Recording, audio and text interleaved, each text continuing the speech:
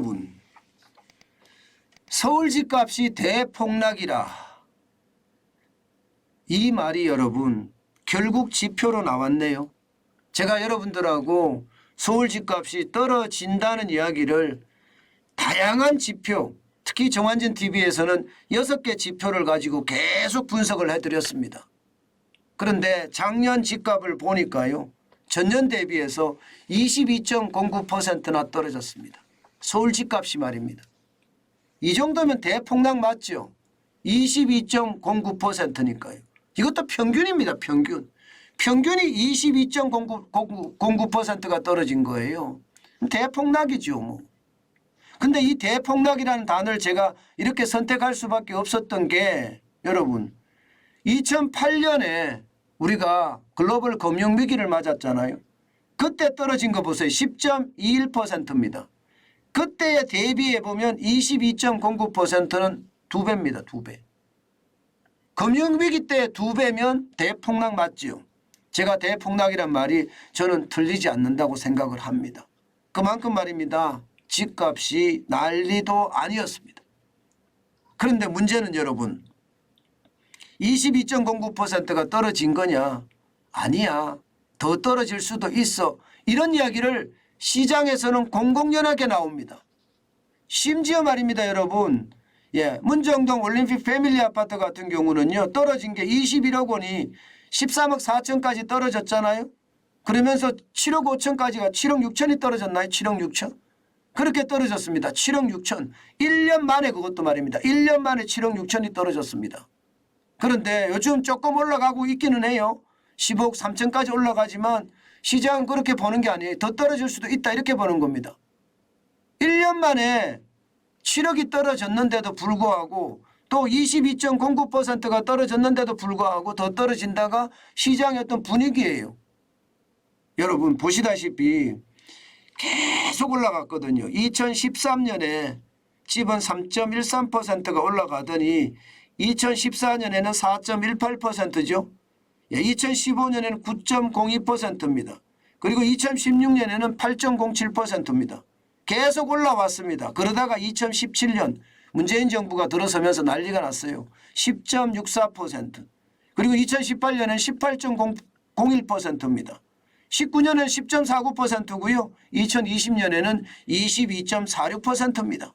게다가 2021년만 하더라도 13.03%. 워낙 많이 올라갔으니까 22.09%가 떨어진 게 아니다. 이렇게 이야기할 정도입니다. 시장은요. 시장은 더 지켜보자예요. 이거보다가 더 떨어질 수도 있으니까. 지금 7억 5천이 떨어져서 다시 어느 정도 회복은 뭐 1억 9천은 회복한다고 하지만 전체적으로는 아직도 낙폭을 계속 이어가고 있습니다. 낙폭의 어떤 폭은 줄어들었어요. 2022년 12월 26일에 마이너스 0.74%를 바닥으로 기점으로 해서요. 2023년에 들어와서는 이 낙폭을 계속 줄여갔거든요. 실제 말입니다. 2월에 들어서서는요. 마이너스 0.31까지 줄였고요. 그러다가 2월 13일 이번 주죠. 0.28까지 또 줄이고 있습니다.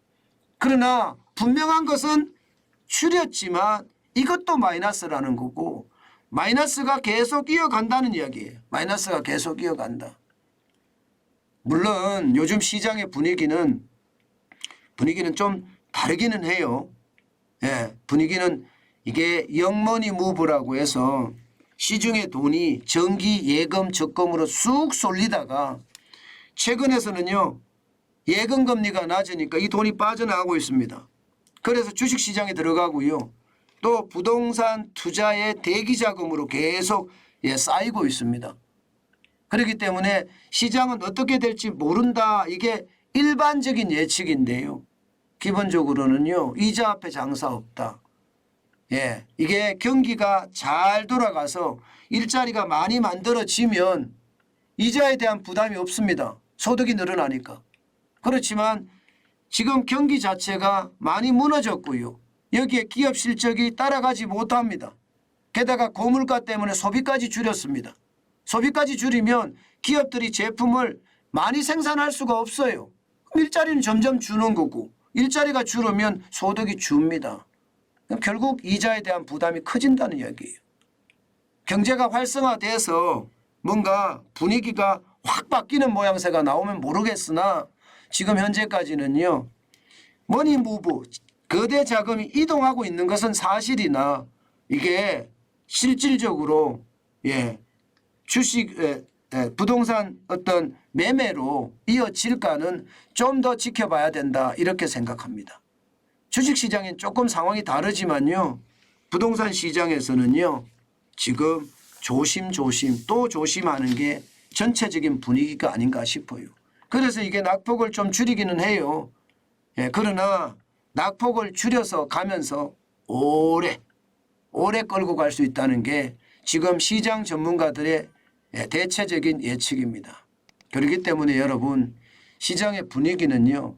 저는 각종 지표들은 하방 압력이 크다. 뭐 이 정도로 정리하는 것이 좋을 것 같습니다.